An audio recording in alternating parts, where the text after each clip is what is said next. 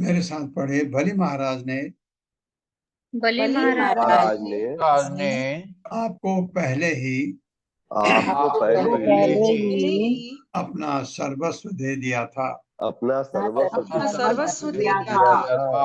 उन्होंने बिना हिचक के उन्होंने बिना बिना हिचक के अपनी भूमि, अपनी भूमि, अपने सारे लोग अपने सारे लोग तथा अपने पुण्य कर्म से जो कुछ भी, जो अन्य कुछ भी अर्जित किया था, तथा अपने अपने जो कर्मों कुछ से अन्य भी अर्जित किया था, यहाँ तक कि अपने शरीर को भी अर्पित कर दिया है। यहाँ तक कि अपने शरीर को भी अर्पित कर दिया है। हाँ, कि उन्होंने कहा अभी मालिक शरीर, ये सारी जो संपत्ति, इसका मालिक मेरा शरीर, मैं इसको आपको अर्पित करता हूँ। तीसरा पद मेरे सिर पर रख लीजिए, ये भी अर्पित कर दिया।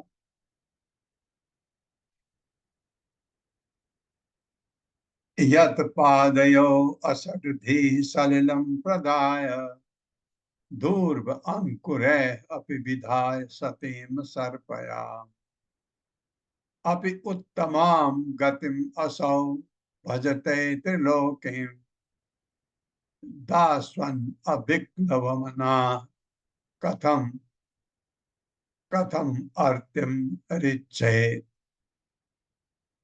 मेरे साथ। यद पादयो असटधि सलिलम प्रदाय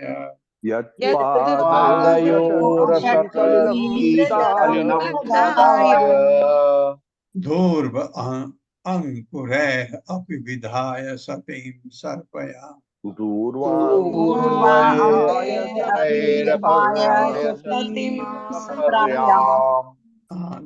था, धूर्वा आप जानते होंगे, घास होती जो पूजा में काम आती है। अपि उत्तमाम गतिम असौ भजते त्रिलोकीम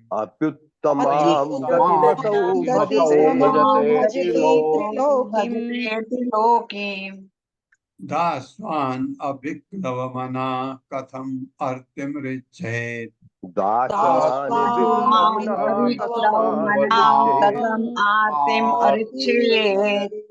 शब्दार्थ है यत पादयो, आपके चरण कमलों पर, असठ धी, द्वैत रहित, विशाल हृदय वाला व्यक्ति, सलिलम जल प्रदाय देकर, दूर्वा घास, अंकुर तथा फूलों की कलियों से, अपि यद्यपि विधाय अर्पित करके सतीम परम पूज्य सर्पयाम पूजा सहित, अपि यद्यपि उत्तमाम अत्यंत उच्च गतिम लक्ष्य असौ ऐसा पूजक भजते पात्र होता है त्रिलोकिम तीनों लोकों को, दासवान आपको देते हुए, अब विक्लव मना बिना किसी मानसिक द्वैत के, ऐसा नहीं है दो न दो, ये कोई द्वैत नहीं। कथम कैसे, आर्तिम बंदी बनाए जाने के क्लेश का रिच्छेद भागी है।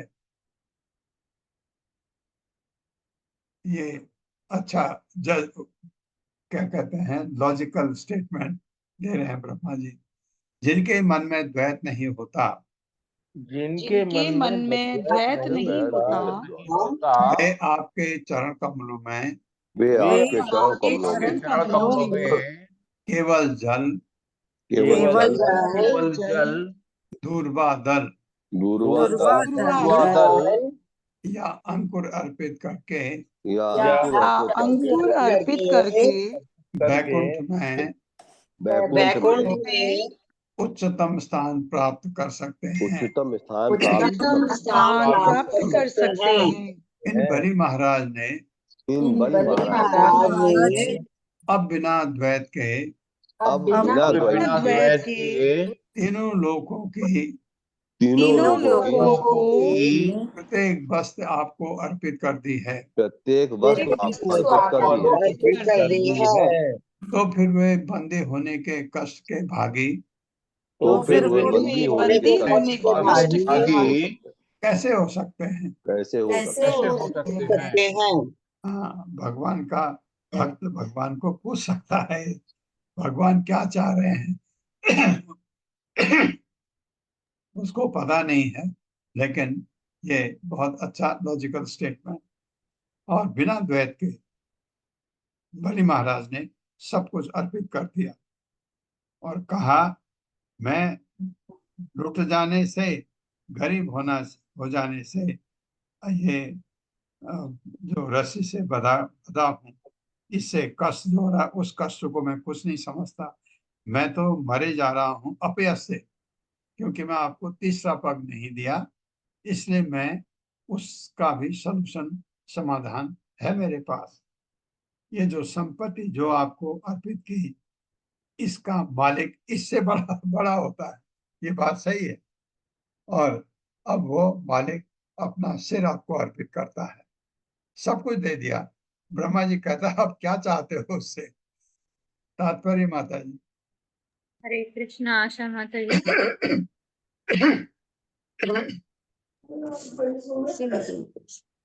हरे कृष्ण, आवाज आ रही है माता जी? हाँ, पढ़ी पढ़ी। हरे कृष्ण प्रभु जी, हरे कृष्ण माता जी। भगवत गीता 9.6 सॉरी, तात्पर्य प्रभुपाद जी द्वारा प्रभुपाद जी की जय। भगवत गीता 9.26 में कहा गया है कि पत्रम पुष्पम फलम तोयम यो मे भक्त्या प्रयश्यति तदम भक्ति प्रेतम अश्नामि प्रतात्मना। भगवान इतने दयालु हैं कि यदि कोई निष्कपट व्यक्ति भक्तिपूर्वक एवं द्वैत रहित होकर भगवान के चरण कमलों पर थोड़ा सा जल, फूल, फल या पत्ती चढ़ाता है तो भगवान उसे स्वीकार कर लेते हैं। तब वह भक्त स्वर्लोक भेज दिया जाता है। ब्रह्मा जी ने भगवान का ध्यान इस बात की ओर आकृष्ट किया और प्रार्थना की कि वे बलि महाराज को छोड़ दें, क्योंकि उन्हें वरुण पाश से बंदी होने के कारण कष्ट हो रहा था और उन्होंने पहले ही तीनों लोगों तथा अपना सर्वस्व उन्हें भेंट कर दिया था। हरे कृष्ण। हरे कृष्ण, धन्यवाद। पल्लवी माता जी, वरुण पास का कुछ तोड़ निकालिए, कहीं से ढूंढिए। तो वरुण पास क्या चीज है? वरुण पास इतना आ गया। वरुण वरुण को रस्सी बनाने वाले तो है नहीं, ये वरुण पास का कोई मतलब होगा इसका?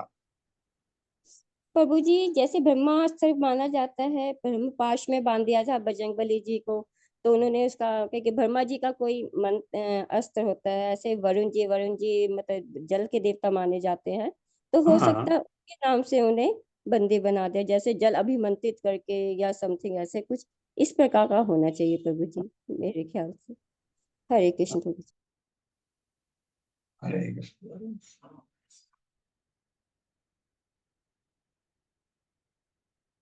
वरुण सांप तो नहीं है कहीं? नहीं नहीं प्रभु जी, वरुण पाश ये माता जी बोल रहे वैसे ही है, जल का वो पाश है, यम पाश है, वैसे वरुण का पाश है। मुझे लग रहा है उनको अभी पाताल लोक लेकर जाना है, इसीलिए नीचे जाकर फिर नरक लोक शुरू होते हैं। जैसे वो गंगा सागर से हमने 5th कैंटो में पढ़ा था हाँ कि हाँ गंगा जी जैसे गंगा सागर से लेकर फिर नीचे पाताल लोक तक गई, तो वैसे वरुण पाश इसीलिए उनको ऊपर डाला गया होगा कि लेकिन मैं ढूंढती हूँ, प्रमाण चाहिए हमें शास्त्रों से कुछ। ये क्योंकि ये इतना इतना वरुण पास इतना आ गया, इसके बारे में थोड़ा पता होना अच्छा है। हाँ, आप जरा ढूंढिए माता जी। श्री भगवान वाच, अब भगवान बोल रहे हैं, अपने भक्त के बारे में जरूर बोलेंगे। ब्रह्मण्यम अनुग्रहामि तद्विशो विदुनो विदुनो विदुनोमि अहम् यन् यन्मदः पुरुषः स्तब्धो लोकं मा च अवमन्यते। मेरे साथ, श्री भगवान वाच। श्री भगवान भगवान वाच ब्रह्मण्यम अनुग्रहामि ब्रह्मण्यमनुग्रहामि तद्विशो विदुनोमि अहम् तद्विशो तद्विशो विदुनोम्यहम् विदुनोम्यहम् यन्मदः पुरुषः स्तब्धो यन्मदा मदा पुरुषास्तब्धो लोकं मा च अवमन्यते लोकं लोकं मां च चावन्तावन्मते। मन्यते। शब्दार्थ है श्री भगवान वाचा, भगवान ने कहा ब्रह्मन, हे ब्रह्मा जी, यम जिस पर अनुग्रहामी मैं दया करता हूँ, तत् उसका विसह ऐश्वर्य विदुनों में छीन लेता हूँ। ये मतलब है मेरा, तुम ये दुखी मत हो, इसको मैं अपने पास ला रहा हूँ।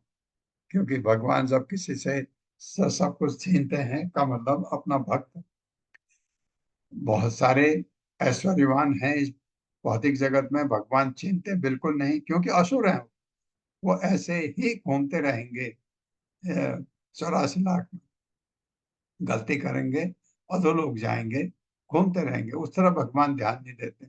लेकिन अगर भगवान को जरा सा भी याद किया तो भगवान उसको खींच लेते हैं अपने पास,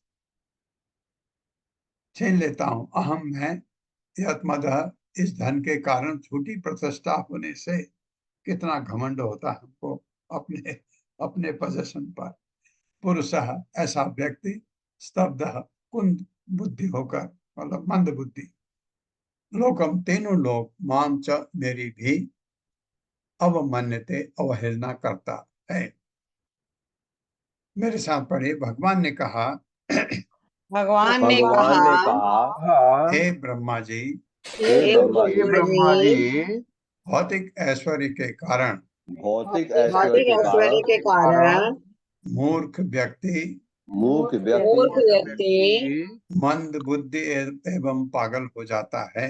मंद बुद्धि एवं पागल हो बुद्धि जाता एवं है। पागल हो जाता है। इस तरह तीनों लोकों में वह इस तरह तीनों तीनों लोकों में लोकों वो में वह वह किसी का सम्मान नहीं करता किसी का सम्मान नहीं किसी का करता सम्मान नहीं करता और मेरी सत्ता की भी अवहेलना करता है। और मेरी और मेरी और मेरी सत्ता की भी करता है। अवहेलना करता है।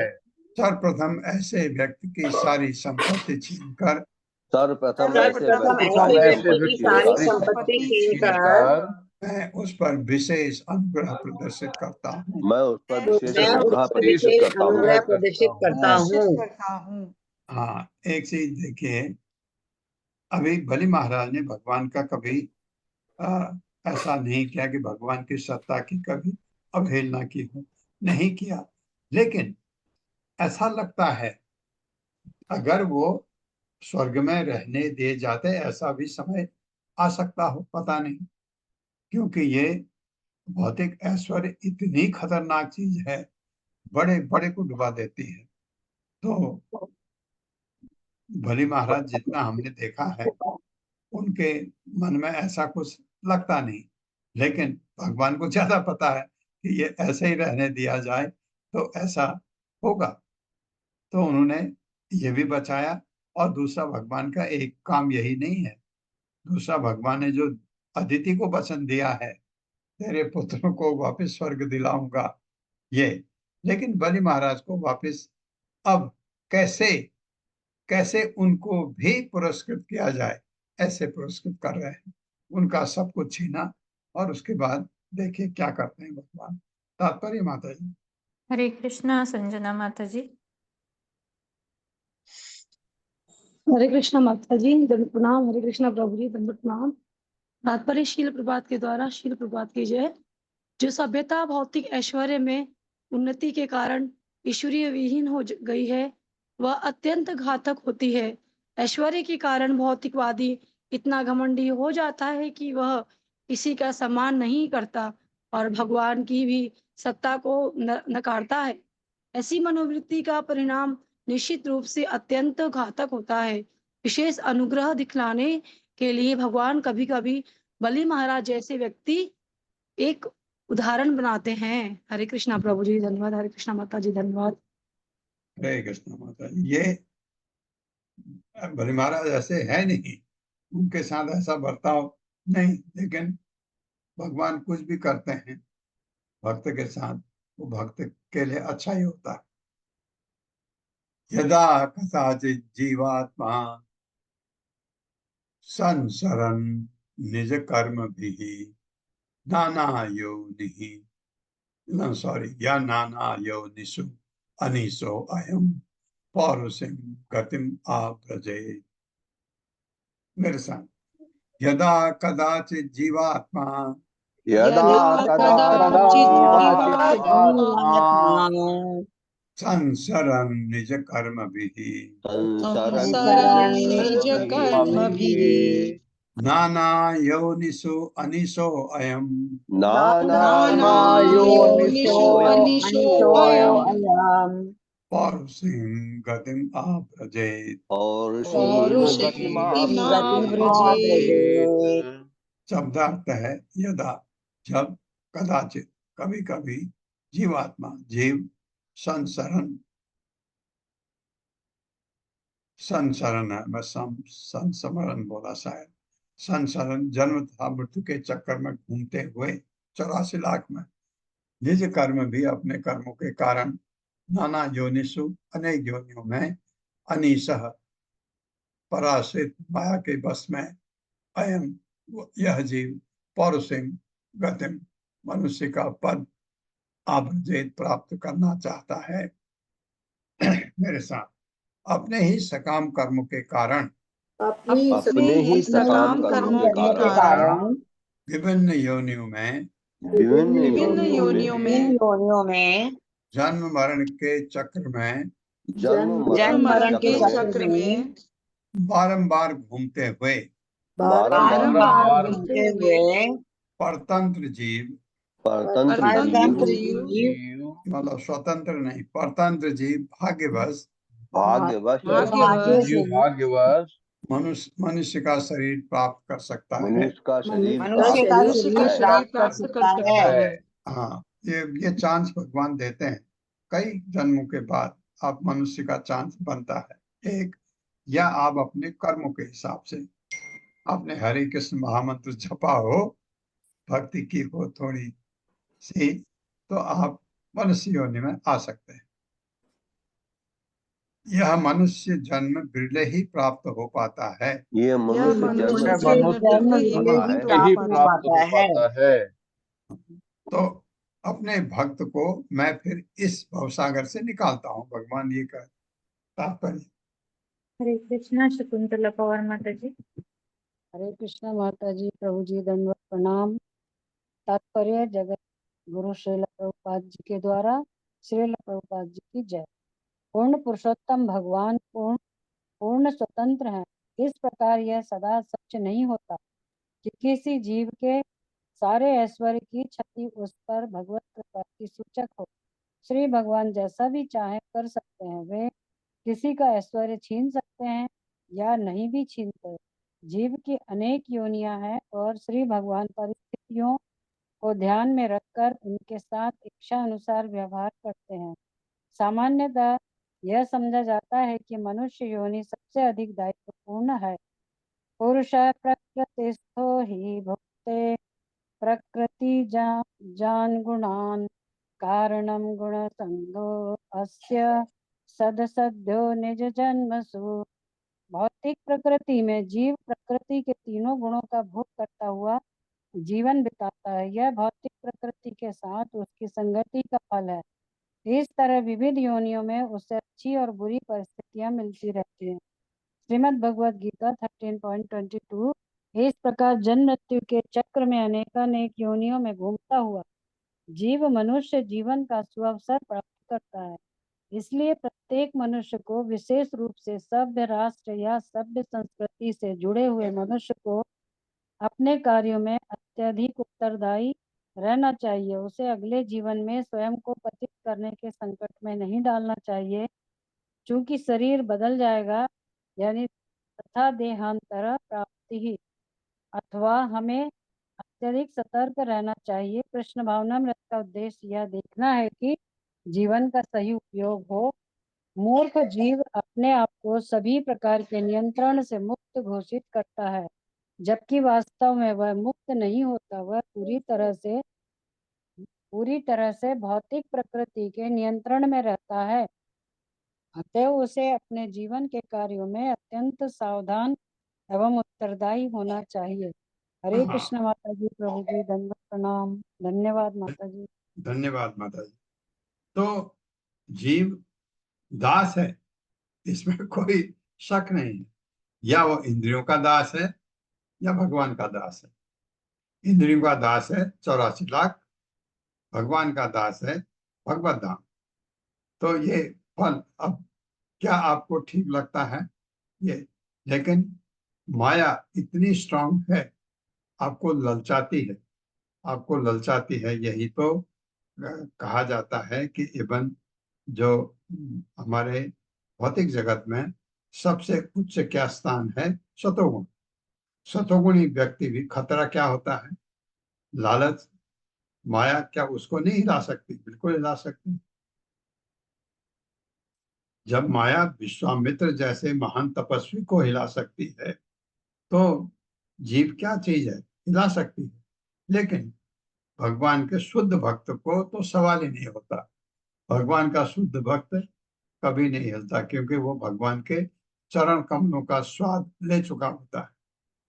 वो ऐसा दिव्य आनंद, ये ऐसा नहीं है जैसे आपको लगेगा कि अगर आपको ऐसा दें, ऐसी पदवी दें, या आपको ऐसा घर दें तो आपको अच्छा मिले, आप एकदम ललचा जाएंगे। स्वाभाविक है,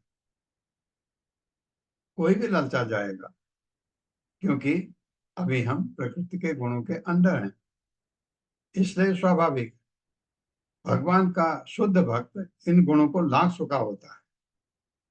उसको हर व्यक्ति जो चीज अच्छी है उसको लेकर के, जो उससे कम अच्छी है उसको छोड़ता है। अगर आपको एक अच्छा कपड़ा मिला, बहुत अच्छा, जो आपको बहुत अच्छा लगा, आप पुराने कपड़े को छोड़ करके उसको पहनेंगे, स्वाभाविक है। ये भक्तों के लिए भी स्वाभाविक है। भक्त को क्या जीवन का लक्ष्य क्या है? आनंद ले, आनंद प्राप्त करना, खुश रहना। अगर जीवन में अगर खुश न रहे तो रहने का क्या फायदा? वो भी कौन से मनुष्य योनि में। ये सुविधा है कि आप इतने खुश अपने को रख सकते हैं। तो क्या मैं जलेबी खा के खुश रख सकता हूँ अपने को, या एक गुड़ का कांचा गोला होता है, बंगाली मिठाई बहुत स्वादिष्ट होती है, उसको खा के सुख रख अपने को सुखी कर सकता हूँ? ये सोच की बात है, बिल्कुल नहीं। खुश आप खुशी आनंद एक अलग ही चीज है, वो आपको मिलती है कभी कभी। इस भौतिक जगत में भी आपके घर में कभी कभी दो चार ऐसे अच्छे खबर आती है, आप इतने खुश हो जाते हैं, लेकिन वो खुशी खुश हो जाती है थोड़ी देर में, दूसरे दिन 50%, तीसरे दिन 10%, एक महीने में 0%। लेकिन जो दिव्य आनंद भक्त को मिलता है भगवान के साथ में, वो कभी खत्म नहीं होता है। इसलिए ऐसा नहीं, भक्त स्वार्थी नहीं है, बिल्कुल स्वार्थी है। इस पॉइंट ऑफ व्यू से उसको ऐसा आनंद मिलता है, ये भौतिक जगत का आनंद तुच्छ है उसके सामने। तो इसलिए वो कभी भी लॉस में भगवान का भक्त कभी रहता ही नहीं है। अगर मैं ये जो बात कर रहा हूँ भौतिक दृष्टि से कर रहा हूँ, आध्यात्मिक दृष्टि से नहीं, भौतिक दृष्टि से फायदे में भगवान का भक्त रहा, या जो इस भौतिक जगत में ऐश्वर्य का भोग कर रहा है वो रहा भगवान का भक्त, ये तो क्षणिक है, थोड़े दिन। क्योंकि ये ऐश्वर्य में गलती करेगा न कहीं कहीं, अधोलोक जाएगा।